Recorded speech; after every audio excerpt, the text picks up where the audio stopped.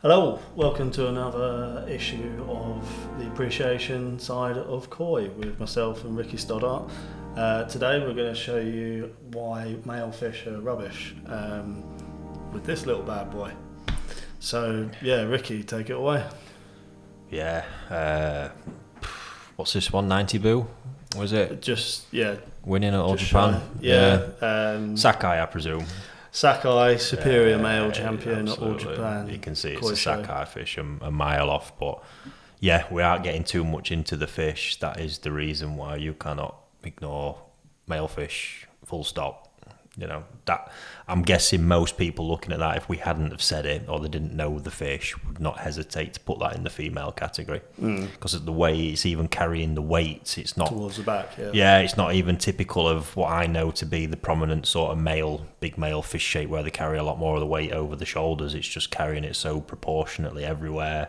There's nothing in the fins, the head, anything that really, points towards it being male. Shiroji's absolutely insane. Oh, just what a fish. Typical Sakai traits, we can see that body power. There. It's got real aggression in the body shape, Absolutely hasn't it? big time, yeah. Sumo Sumi. Obviously, Sumi sat on the white ground, for those that don't know. Super trait. I love to see that in Sanke. Yeah. And Sakai, again, it's just something that's inherent within their lineage. What a fish. Sanke are a weird one, aren't they? I just hear so many people say they don't really get Sanke or that they're not for them. But it's just something I struggle to see, and you see something like that, it's just a work of art. Yeah, I love the stripped back appearance of this fish. It's three coloured fish. Obviously, sometimes you get the complexity at different points in the pattern, but this one is just set perfectly, isn't it? It's got something to show off each attribute as the fish goes on. Yeah. And at 90 cm male fish. That's just crazy. Yeah, obviously always nice. I mean, we go on about all the time that pattern isn't everything, but let's face it, a nice pattern arrangement is always nice to see. There's no getting away from that. No. It can be the part that enables hobbyists to select fish, one fish versus another fish. Just phenomenal fish. And interestingly with that though, I've not seen it, what you say about the pattern. I think this is where a lot do go wrong with Sanke, not understanding the Sumi or not giving fish enough time.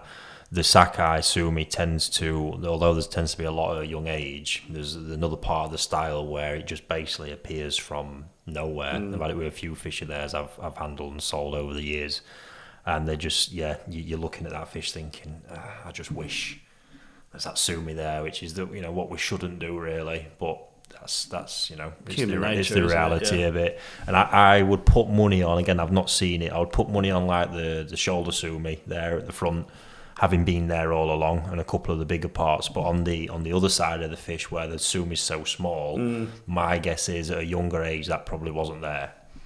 I'd be quite confident that wasn't showing at all, and leaving that person or that fish thinking, only if. And eventually at some point it's done it and just added that final bit to the balance and appearance of it. But yeah, just taking all that aside and just focusing on that quality.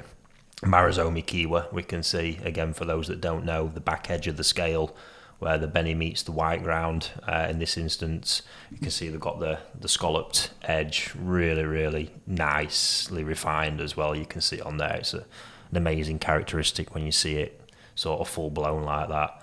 Again, the Fukarin, absolutely love to see Fukarin. It's in big fish. It's a real one-off in it. Incredible trait. it was once described to me as the ability to turn what is a two-dimensional sort of impact into a three-dimensional. So it's that impact that it has, and then when the pattern forms and moves along in combination with it, it just ticks all the boxes. And it's I think I'm a big fan of Sanke, and this strip back style is when I say strip back, It's a little bit like the sort of Kindai Showa vibe going on, isn't it? A lot of Shiroji showing. I like to see Sanke like it as well, no two ways. And again, just on a few more of the technicalities there, we're sort of talking about, you've seen the key with the sashi as well on that, so the front edge where the Benny meets the Shiroji. It's absolutely, I mean, look at it. Seamless. Seamless. And it's not, again, size plays a big part in sashi development. This is an important thing, when you're looking at young fish and you're looking at sashi going, that'll tighten up at some point.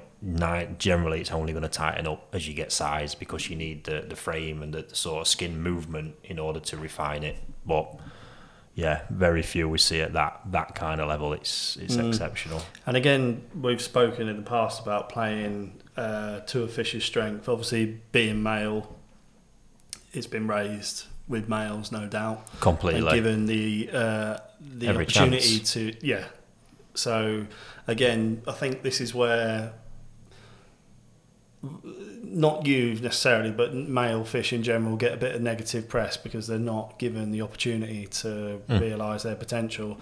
Okay, if you've got the pockets, fair enough. Go with female, no problem. Even still, you wouldn't ignore that but regardless. It's just to say that people that see good males turn their nose up purely for being male. Yeah. And okay, if you've got a pond full of females, it might not be for you, but I think they're out there. There are not many people that would turn their nose up at a fish like the fact when it comes to that, there's just the fact I still want to keep getting across is all the old myths around them. They don't grow. They have horrible fins. They never get decent white ground because all the natural yellowing. That's just reason. That it's all basically they are myths. They're as exactly much as that. you would do with females, though. Yeah. It's not to say that all females get No, pure exactly. white skin and Exactly. they don't. No. Obviously, I guess it's price reflective as well. I mean, this is. I don't think you've ever said don't buy females. You're just saying open your eyes to the male. And I think it's a bit of a headline grabbing exercise for some people to jump down your throat when you talk about male fish. It's not that you're saying don't buy female. It's just saying be a bit more open-minded. This is it. It's the capabilities of males and showing what they really are now, not what the myths are around them, and how it's still not reflected in the price fully. The new qualities and the new age is not reflected in the price. And when you're having to be savvy and work to a budget, you can't just ignore them. And you can't just ignore them on the basis of, they don't grow or you never get decent Shiroji on them. The fins, the shape's horrible because it's a prime example. And it's not the only one. Yes, there's still more big female fish at this kind of quality in general, but the number of males are rising. Male division's getting bigger and bigger. There's more and more fish in the 90 boo division every year. And taking major, this particular fish took major. Who knows where it goes, but we've seen on previous episodes of these, we've had a Beniki Kikurio winning Grand Champion awards at the International Junior Koi Show. Honestly, it's only for the fact of that female fish are developing at the same time. It's not just like male fish are developing disproportionately better than females. Breeders are pushing all the boundaries every year. But I do think possibly within the next 10 years, we'll see probably a bridge where these kind of fish might openly be competing with females at All Japan level. I can see it. Yeah, excellent fish. Absolutely love it. I hope you've all enjoyed it at home and see you on the next episode.